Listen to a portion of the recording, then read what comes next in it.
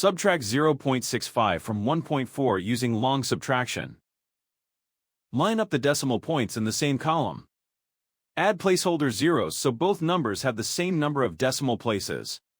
We work from right to left and finish one column before moving to the next. In the hundredths column, 0 is less than 5, so we need to borrow. Borrow 1 from the tenths column. 4 becomes 3. The 0 in the hundredths column becomes 10. In the hundredths column, 10 minus 5 is 5. In the tenths column, 3 is less than 6, so we need to borrow. Borrow 1 from the ones column. 1 becomes 0. The 3 in the tenths column becomes 13. In the tenths column, 13 minus 6 is 7.